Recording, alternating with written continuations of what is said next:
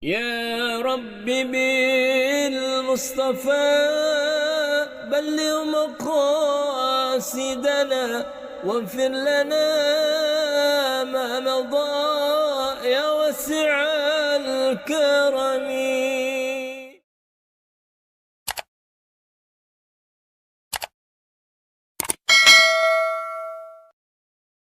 Temanya apa nih temanya nih?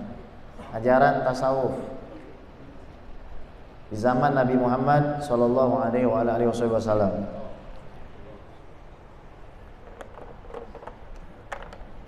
Jadi Rasulullah sallallahu alaihi wasallam itu meninggalkan kepada kita beberapa hal. Kita sekarang di abad ke-15 Hijriah. Rasul abad pertama Hijriah. Berarti antara orang kebun jeruk sama Rasulullah ada berapa abad nih? 14 abad. Antara orang kebun jeruk sama Rasulullah ada berapa generasi? 28. Ini jauh apa dekat nih? Jawab apa dekat?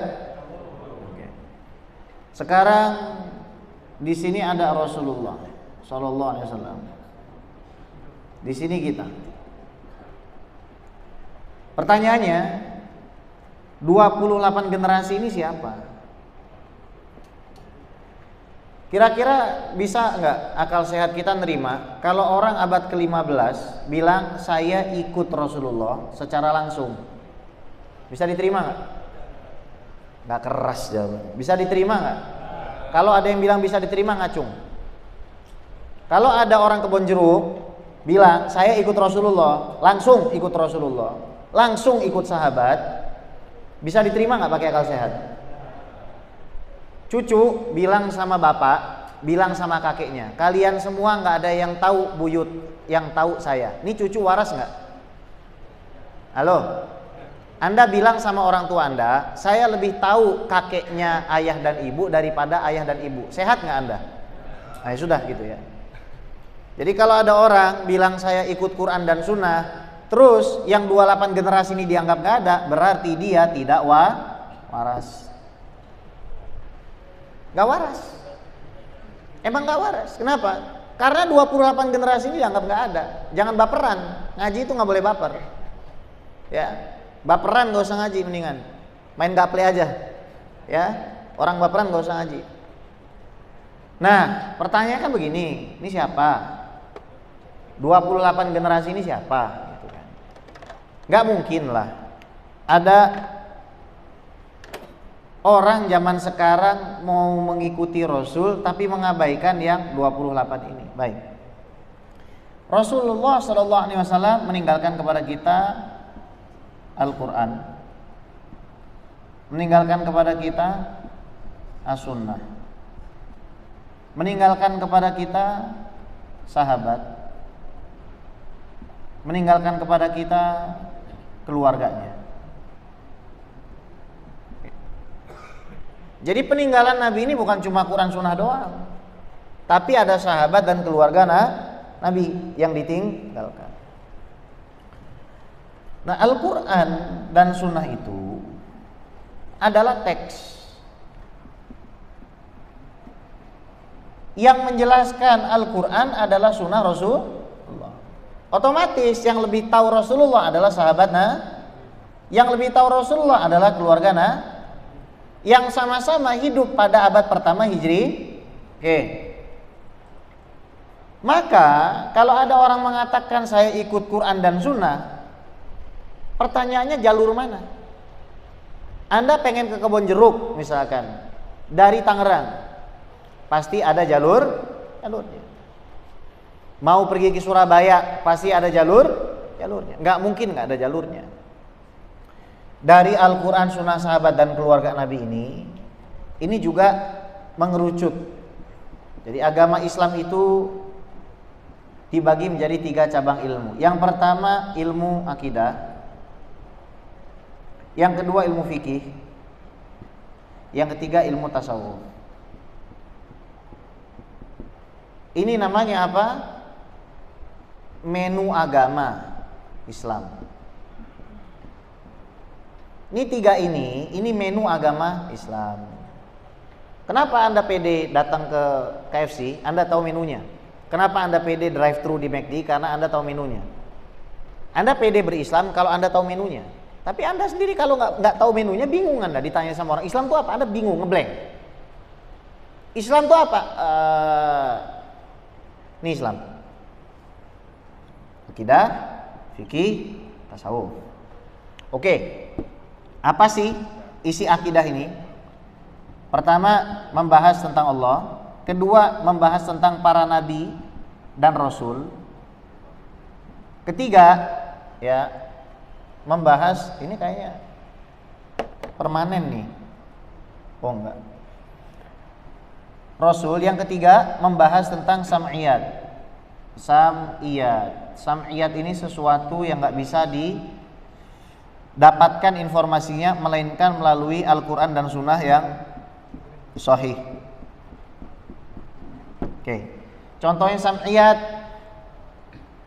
surga, neraka.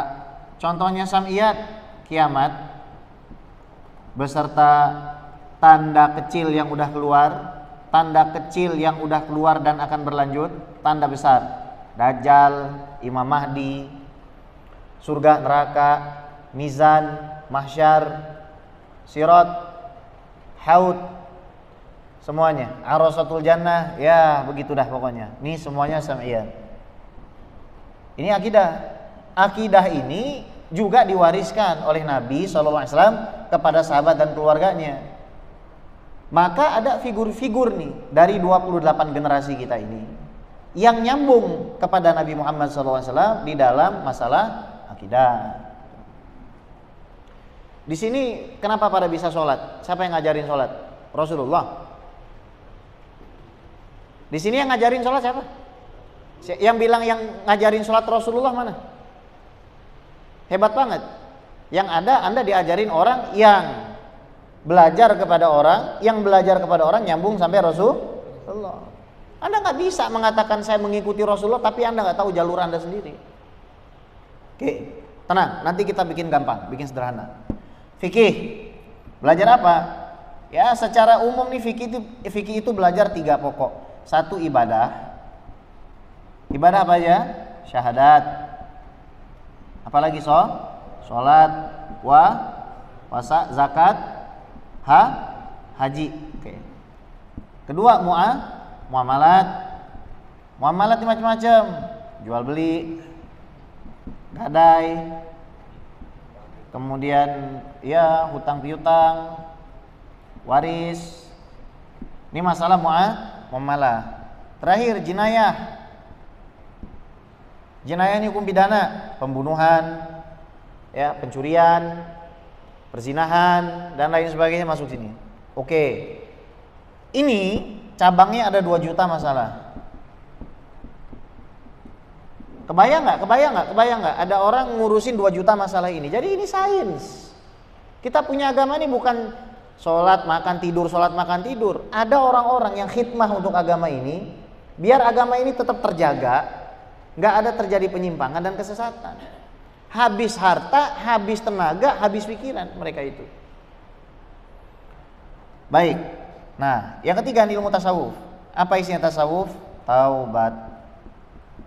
Apalagi ikhlas. Apalagi jujur. Apalagi khauf atau takut.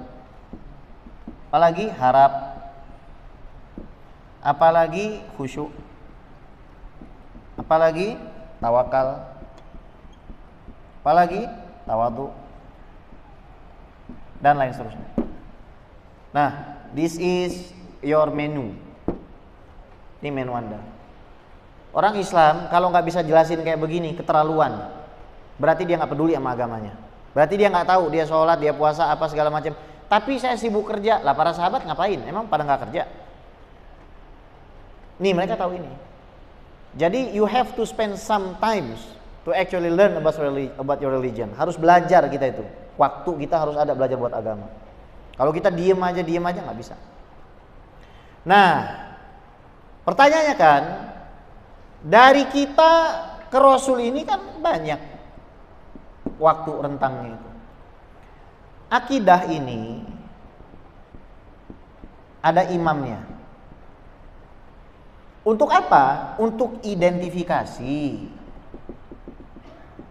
Untuk identifikasi jalur. Untuk identifikasi jalur sampai kepada Rasul. Bukan artinya imam-imam ini nyimpang, bukan, ngidentifikasi sama yang lain, gitu aja. Fikih itu juga ada imam-imamnya. Tasawuf itu juga ada imam-imamnya. Sampai kepada Rasul, nyambung. Tujuannya apa? Untuk mengidentifikasi, membedakan yang asli sama yang KW. Dan Nabi itu sudah mengatakan, lan tajtami atau la tajtami ummati ala dhalalah. La tajtami ummati ala dhalalah. Hadis Ibnu Majah. Umatku tidak akan bersepakat dalam kesesatan. Mayoritas umat Rasul ini dijamin gak akan tersesat. Sekarang begini, kalau Nabi bilang ummati syatru ahlil jannah, umatku separuh ahli surga. Nah, kira-kira umat Islam tuh banyak yang masuk neraka atau masuk surga? Lemes amat. Masuk neraka atau masuk surga? Berarti apa? Indikatornya apa? Mayoritas.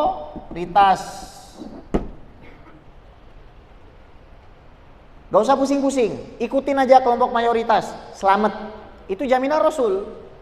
Tapi Bib, Al-Quran kan bilang, wa in tuti aktsara man fil ardi yudilluka an sabilillah. Kalau kamu ikut mayoritas penduduk bumi, maka mereka akan menyesatkan kamu. Itu kan zaman dulu ketika masih minori, gak kontekstual diterapkan ke sekarang. Halo, sehat gak? Ya, paham kan?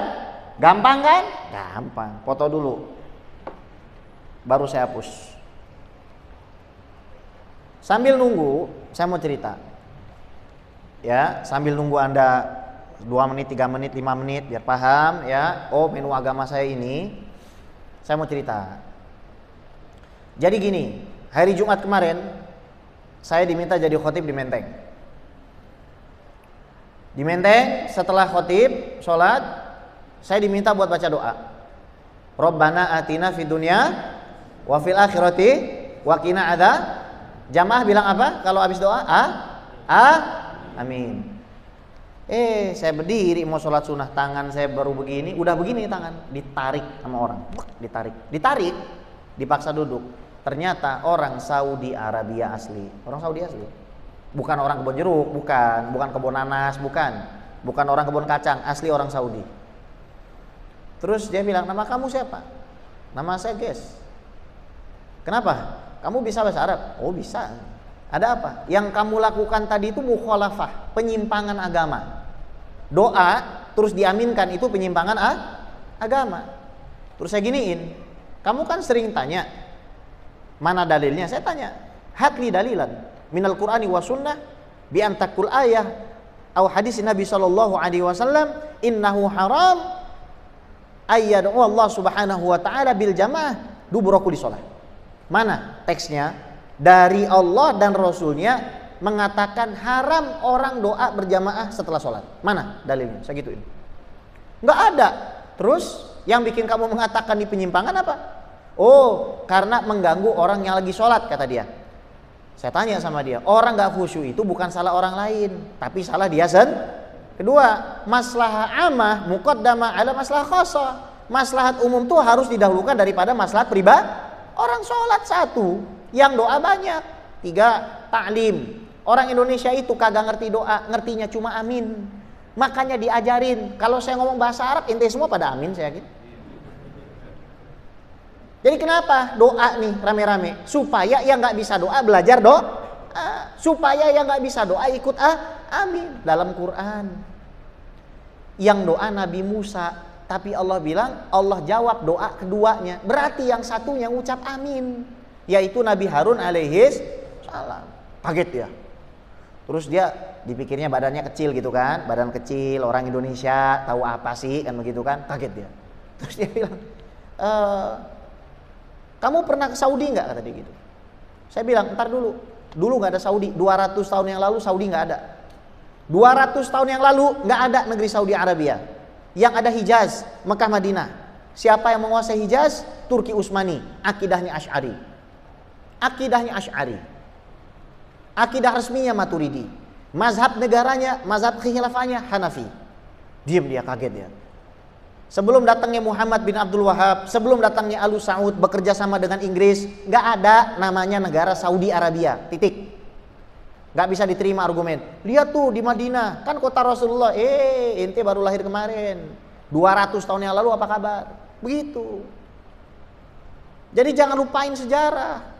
Anda tuh nggak tiba-tiba jadi orang kebun jeruk, Anda nggak tiba-tiba jadi orang Islam. Ada sejarah ini, ikhwani, yang harus Anda paham. Siapa yang nyebarin agama nih sehingga kita bisa jadi orang Islam sekarang? Tuh ada sejarah.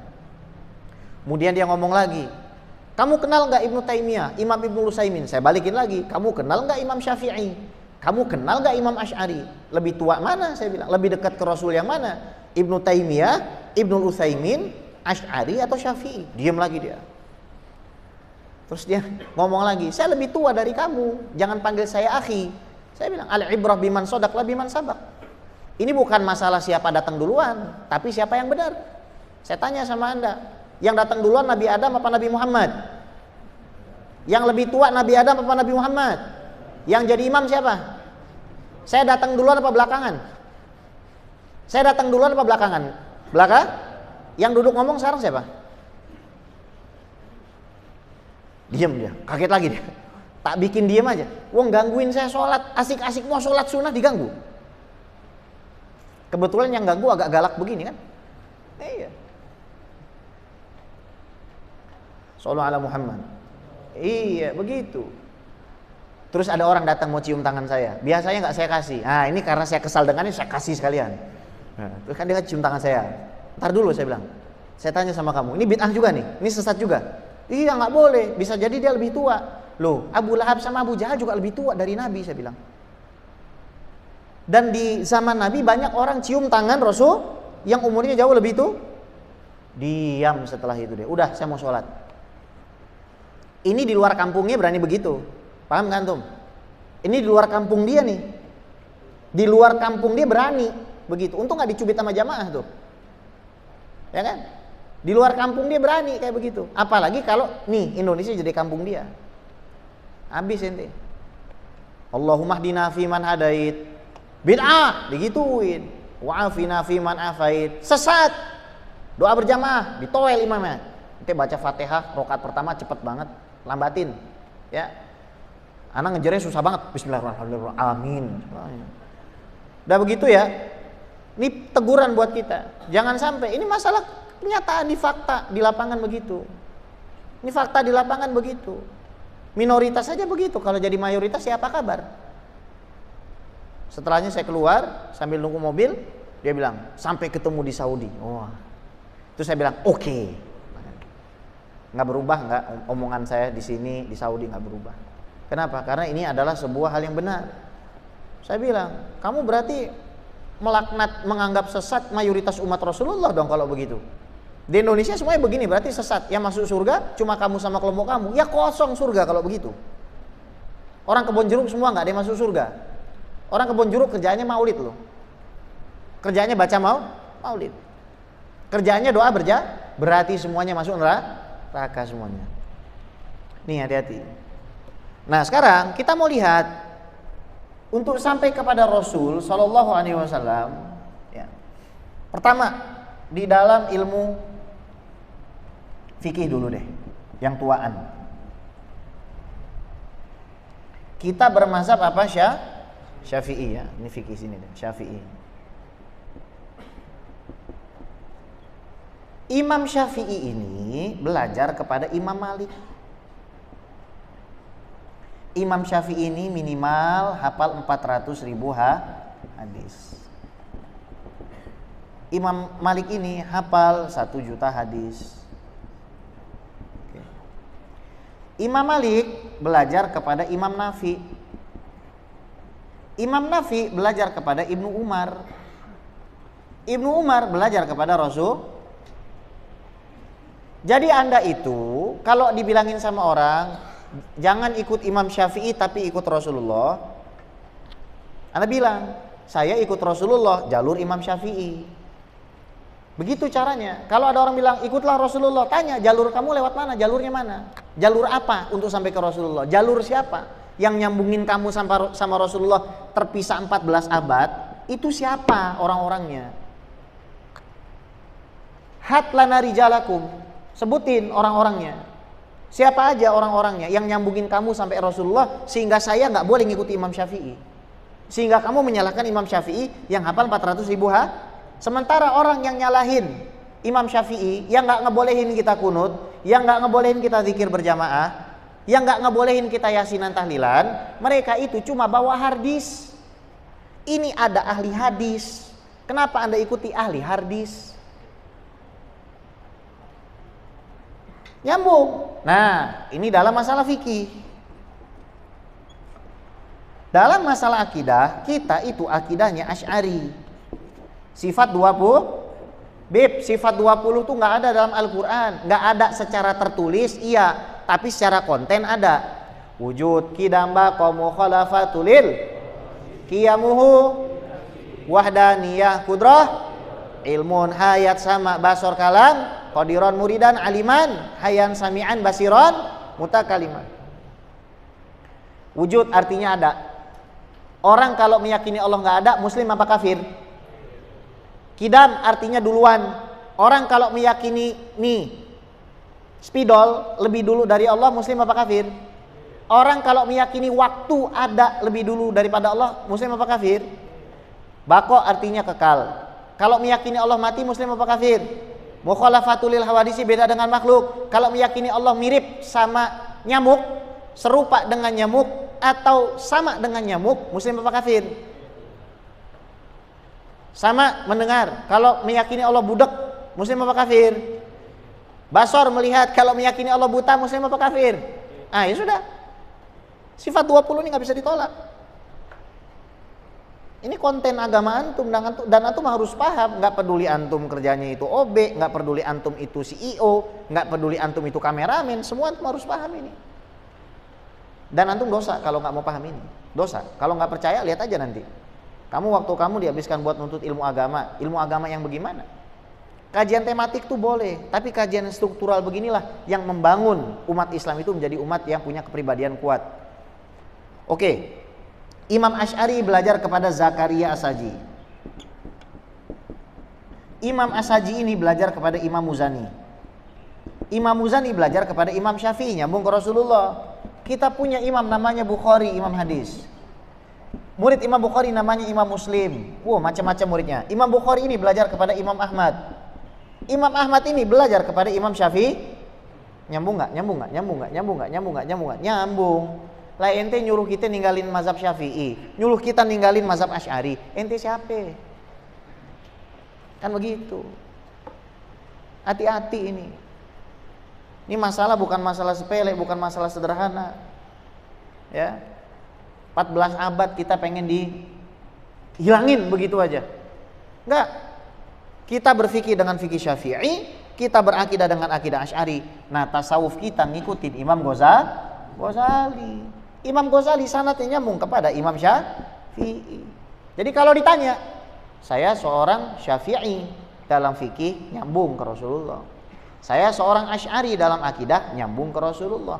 Saya seorang yang bertasawuf nyambung kepada Rasulullah melalui Imam Ghazali. Begitu. Jadi identifikasi doang untuk ngebedain. Makanya hati-hati kalau udah ada yang ngejek Imam Asy'ari, ngejek Imam Syafi'i, ngejek Imam Ghazali, itu hati-hati sama orang begitu. Karena kita mengetahui nama-nama ini, bayangkan 14 abad mazhab Syafi'i itu umurnya 12 abad. Mazhab Asy'ari itu umurnya 10 abad. tasawuf itu sudah ada dari zaman Rasulullah atau kita katakan semenjak zamannya Imam Junaid al-Baghdadi, ia juga sekitar 11 abad. Sampai sekarang dijaga betul sama Allah Subhanahu wa taala. Anda pergi ke Indonesia, Malaysia, Singapura, Brunei Darussalam. Anda pergi ke Mesir, Tunisia, kemudian Anda pergi ke Libya, Anda pergi ke Lebanon, pergi ke Yordan, Anda pergi ke Palestina, Anda pergi ke Maroko, Anda pergi ke Nigeria, Anda pergi ke Mauritania, atau Anda pergi ke daerah Balkan, Anda pergi ke Chechnya, Anda pergi ke Rusia, Anda pergi ke Kazakhstan, Anda pergi ke Albania, Anda pergi ke Pakistan, Anda pergi ke Afghanistan. Itu mayoritasnya Asy'ariyah, Maturidiyah, Maliki, Hambali, Syafi'i, Hanafi. Nyambung nggak sama hadis tadi? Umatku tidak akan bersepakat di dalam kesesatan. Dan mereka semua ini orang-orang yang paling ngerti Al-Quran dan Sunnah. Kalau kita mau bahas ilmu tasawuf, praktek tasawuf di zaman Nabi SAW, ya kita harus rujuk kepada pemahaman mereka. Jadi Bapak Ibu sekalian, kalau nggak mau ribet, misalkan Anda mengalami satu kebingungan menghadapi hadis, misalkan la tadkhulul malaikatu baitan fihi surah, malaikat itu tidak akan masuk rumah yang ada surah. Surah itu kemudian diterjemahkan apa? Foto. Jadi semua foto di take down. Enggak benar. Anda punya KTP ada fotonya nggak? Berarti Anda nggak dideketin malaikat. Kan nggak nyambung. Yang jadi masalah itu surah ini maksudnya apa? Ulama-ulama kita Ahlussunnah wal Jamaah menerjemahkan apa? Sesuatu yang dijadikan berhala. Karena ada hadis Siti Aisyah itu punya banat, punya boneka. Kemudian yang dimaksud surah itu beda dengan foto. Foto itu mengambil bayangan, bukan memahat patung, bukan membuat berhala. Dalilnya mana? Sayyidina Umar itu bayangannya ditakutin setan. Inna syaitona la yafruq min dhillil Umar. Idza salaka Umar sajjan fa salaka syaiton sajjan akhar. Kalau misalkan Sayyidina Umar itu fajjan, idza salaka Umar fajjan salaka syaiton fajjan akhar. Jadi kalau syaitan itu melihat Sayyidina Umar lewat sini, maka Sayyidina Umar lewat sini, dia nggak bakal berani lewat sini, lewat jalan lain. Makanya namanya kita ngambil foto itu adalah capturing the shadow, ngambil bayangan. Foto sama gambar sama atau beda? Beda.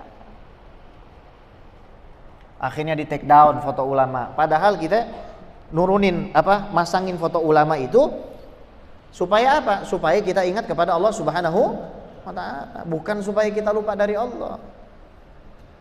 Jadi kita punya pemahaman nih luar biasa, digampangin kita. Dalam fikih misalkan, dibikin sama Imam Abu Suja, rukun wudu ada 6. 1 niat pada saat membasuh wajah, 2 membasuh wajah, 3 membasuh kedua tangan, 4 mengusap rambut, 5 membasuh kaki sampai melewati mata kaki, 6 tertib.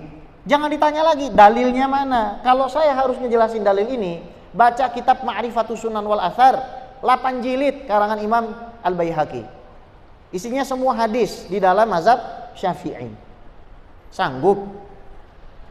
Orang beginian aja kita puyeng. Makanya kalau ditanya, kamu jangan ngikutin imam, ngikutin Rasulullah, bilang imam-imam ini dalil bagi orang awam seperti saya. Kalau Anda dikasih satu hadis, tanya, saya mohon maaf, saya hargai pendapat Ustadz, tapi saya ingin tahu pendapat ulama 4 mazhab seperti apa. Karena mohon maaf, secara otoritas saya lebih percaya ulama 4 mazhab dari siapapun. Anda nggak usah percaya saya, Anda percaya sama ulama ini. Karena kita ngikutin mereka, bukan ngikutin yang lain. Dan kita nggak boleh keluar daripada mereka. Ini termaktub di dalam matan akidah Abu Ja'far at-Tahawi, wafat 313 Hijriah. Imam-imam kita ini adalah a'immatul huda. Mereka yang dikasih Allah Subhanahu wa taala kemampuan untuk memberikan hidayah kepada kita.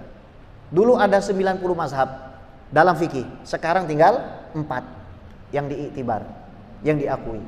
Maka daripada itu ikhwani, ini muqaddimah doang. Muqaddimah saja udah kayak begini. Ini udah dicepetin ini, ya. 200 km per jam nih, ya. Ini biar Anda tahu, oh agama saya kayak begini. Biar Anda tahu, kajian itu bukan melulu tentang memperbaiki rumah tangga. Kajian itu bukan melulu tentang mendidik anak. Nih agama. Kenapa kok kita ini masalahnya banyak? Karena kita nggak dikenalin siapa itu Allah.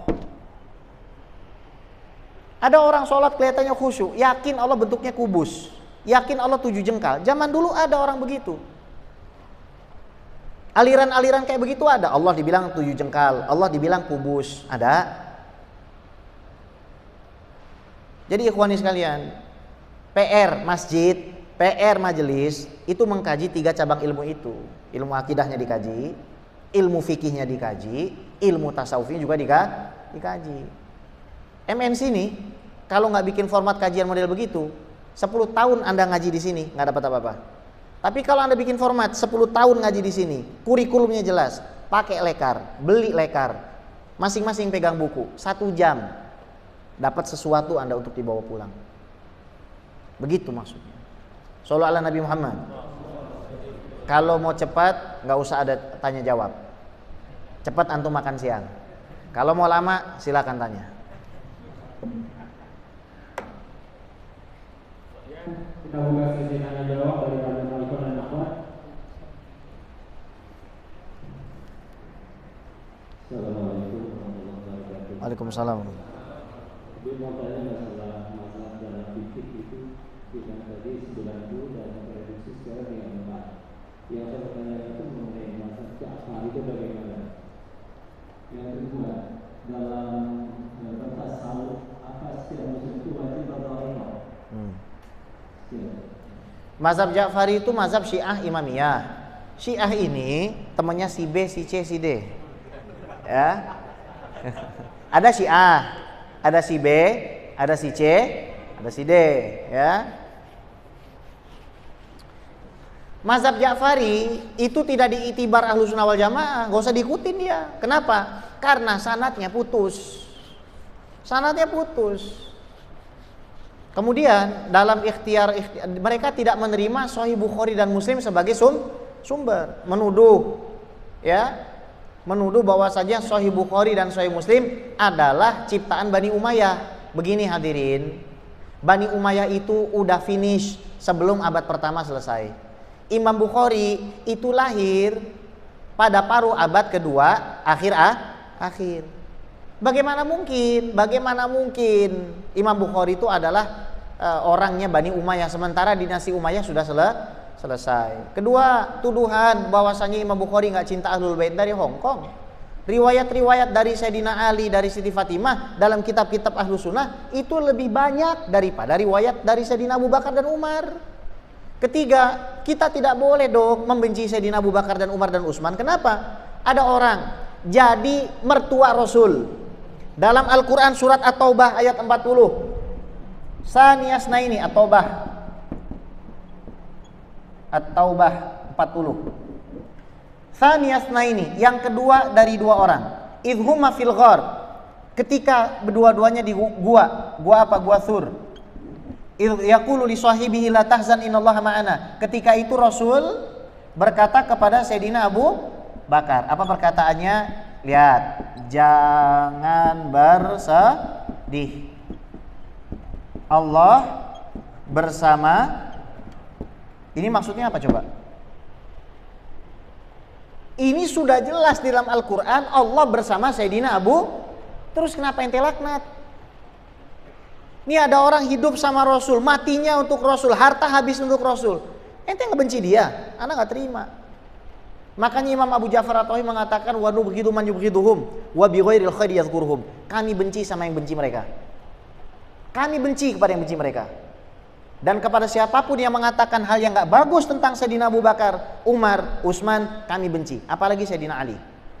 Sayyidina Abu Bakar mertua, Sayyidina Umar menantu, Sayyidina Utsman menantu, Sayyidina Ali menantu.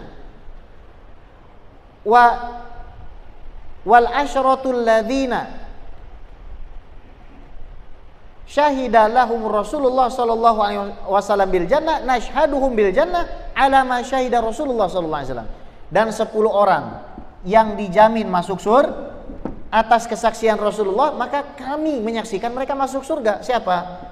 Abu Bakar fil jannah, Umar fil jannah, Utsman fil jannah, Ali fil jannah, Tolhah fil jannah, Zubair fil jannah, Sa'ad fil jannah, Sa'id fil jannah, Abdurrahman bin Auf fil jannah, Abu Ubaidah ibn Jarrah fil jannah. Tuh 2, 3, 4, 5, 6, 7, 8, 9, 10. 10 dah. 10. Ada orang melaknat Sayyidina Abu Bakar, ada orang melaknat Sayyidina Umar, ada orang melaknat Sayyidina Utsman. Udah nyumbangin apa? Sayyidina Utsman 900 kuda. Kalau satu kuda 1 miliar, berarti sumbangannya 900 miliar. 100 unta. Kalau satu unta 100 juta, berarti berapa? 10 miliar. 10.000 dinar. Kalau 1 dinar itu 1 miliar, 1 keping emas tuh. Ya 100 juta deh. Kalikan coba 100.000. Kali 10.000. Masa kita yang tiba-tiba datang nyumbang di tromolnya MNC 2.000, 3.000 mau melaknat mereka sih? Nyambung nggak? Nggak ada toleransi dalam masalah model begini, nggak ada toleransi. Anda tinggal di Indonesia, silakan. Anda bermuamalah di Indonesia, silakan. Tapi kalau Anda caci maki orang-orang yang kami muliakan, kami nggak boleh terima. Kalau ada orang, biarin itu urusan masing-masing. Catat, ini orang nggak paham akidah. Itu aja. Itu orang nggak paham akidahnya. Jaminan 100%. Cuma tahu tapi nggak paham. Oh tahu tapi kamu nggak paham berarti.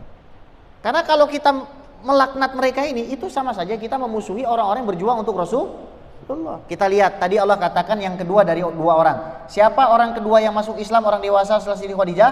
Sayyidina Abu Bakar. Siapa yang selalu bersama Rasulullah ketika hijrah? Sayyidina Abu Bakar. Siapa yang jadi imam sholat menggantikan Rasulullah? Sayyidina Abu Bakar. Siapa yang jadi khalifah setelah Rasulullah?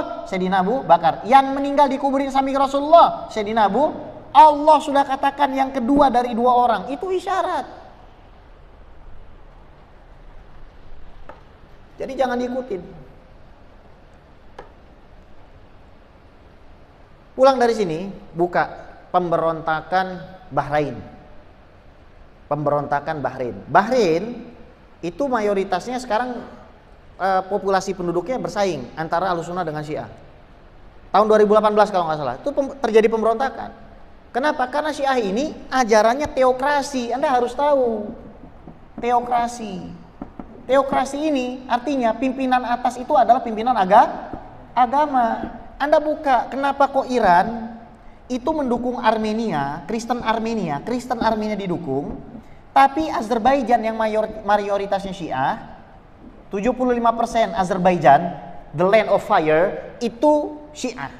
Tapi Iran nggak mendukung Azerbaijan. Kenapa? Karena pola bernegaranya berbeda. Karena pola bernegara Iran, ulamanya jadi presiden. Pola bernegaranya Azerbaijan bukan begitu. Dan ada 20 juta orang Azerbaijan di Iran. Coba hadirin ya. Jadi kita udah belajar deh dari masa lalu, kita belajar deh ya. Kita belajar. Kita harus belajar ini akhirnya supaya kita tahu. Supaya kita ngerti, kita bisa memproteksi keluarga kita. Saya lagi bikin pesantren. Rekening yayasan itu akan segera dibuat.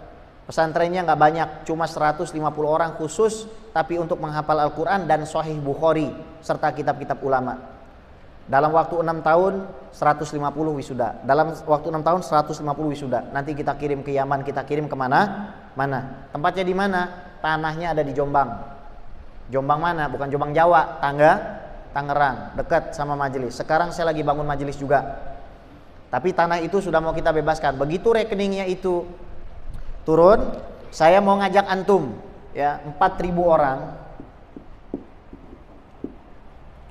Masing-masing 100.000 saja sebulan selama 2 tahun. Itu aja. 100.000 berat gak sih sebulan? Berat gak 100.000 sebulan? 3.000 perak. 3.000 perak 3.000 perak sehari. Udah itu aja. Jadi kenapa kok saya bikin begini? Tadinya saya nggak pengen. Kenapa? Karena ternyata percuma. Ketika kita pergi ke toko fulan nggak bisa. Allah kasih ilhamnya. Kamu harus buat sendiri. Kamu harus bikin sendiri. Kamu harus cetak sendiri. Orang-orang yang punya pemikiran dan militansi yang sama dengan kamu. Apa? Tujuannya mempertahankan Ahlussunnah wal Jamaah, itu aja. Kita bisa bermuamalah dengan siapapun, Pak. Kita bisa bermuamalah dengan siapapun. Tapi tolong masalah akidah ini nggak bisa dimain-mainin. Nggak bisa. Kalau misalkan ada orang baik dengan kita, ya kita wajib juga baik sama dia. Tapi kalau sudah menyinggung misalkan, Sayyidina Abu Bakar begini. Saya pernah ketemu sama orang Syiah. Saya bilang, kalau kamu pengen berdamai, tolong hilangkan dong dari kitab-kitab kamu laknat-laknat itu. Diskriminasi kepada para sahabat, apalagi kepada Siti Aisyah, tolong dong jangan kamu tampilkan, cukup, saya bilang. Kalau emang kita pengen bersaudara, udah jangan digitu-gituin, udah jangan. Tapi tetap aja loh, nggak bisa Beb, ini kan kebenaran. Ya sudah, kalau begitu ya kamu sama saja menyulut api di masyarakat. Coba bayangkan, Sayyidina Abu Bakar yang berjuang untuk Rasulullah, terus antum bilang, udahlah ini mah bukan bagian daripada iman. Kata siapa? Iman itu nggak cukup dengan mengatakan la ilaha illallah Muhammadur Rasulullah, nggak cukup. Orang mengatakan la ilaha illallah Muhammadur Rasulullah terus meyakini Allah Subhanahu wa taala itu 7 jengkal, nggak diterima itu sholatnya. Apalagi Anda urusannya sama sahabat Nabi. Sayyidina Utsman, ketika orang Islam kehausan di kota Madinah, yang beli sumur siapa? Sumur Roma, Sayyidina Utsman. Yang dinikahkan kepada 2 putri Rasulullah, Siti Ruqayyah dengan Siti Umi Kulsum siapa? Sayyidina Utsman. Masa mau Anda laknat orang seperti itu?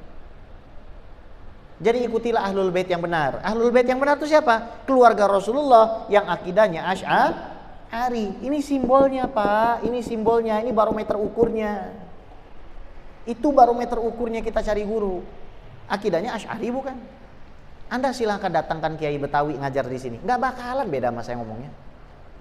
Anda datangkan Habib-Habib yang Ahlus Sunnah wal Jamaah, nggak bakalan beda sama saya ngomongnya. Pasti semuanya karena akidahnya sama-sama Asy'ari. Halo. Ya. Jelas Pak ya? Jelas. Jadi udah nggak usah diikutin. Udah ikut aja mazhab Syafi'i aja. Ikut mazhab Syafi'i, ikut akidahnya Asy'ari. Terus bertasawuf itu tidak harus bertorikoh. Oke, rukun tasawuf ya, karena emang temanya tasawuf. Rukun tasawuf itu 3. 1, syekh. Rukun itu kan bangunan ya, kayak sholat ada rukunnya Fatihah apa. Kalau nggak ada berarti nggak sah. 2, murid. 3, manhaj. Manhaj atau torik jalan. Ini namanya rukun tasawuf. Ada namanya sumber tasawuf. Sumber tasawuf 3, Quran, Sunnah, amal salaf, amal orang soleh yang sesuai dengan Quran dan Sunnah. 3 itu 2, 3 ini sumbernya. Contoh apa? Kamu puasa misalkan, puasa Daud untuk melatih hawa nafsu kamu sesuai dengan Quran dan Sunnah. Baca ya Latif 129 kali supaya hati kamu menjadi lembut sesuai dengan Quran dan Sunnah. Baca Rotibul Haddad, baca Rotibul Atos, lihat isinya sesuai dengan Quran dan Sunnah. Baca Hizbul Bahar Imam Syadzili sesuai dengan Quran dan Sunnah. Nah, ini sekilas tentang tasawuf. Syekh ada syaratnya. Hati-hati zaman sekarang banyak yang ngaku sufi. Saya sufi. Akhirnya dia pura-pura gila. Saya begini. Ya, saya tanya sama antum sekarang. Ada nggak orang suka ngomong, ikutilah hakikat. Saya sudah tahu hakikat, nggak perlu syariat. Ada kan orang ngomong gitu kan?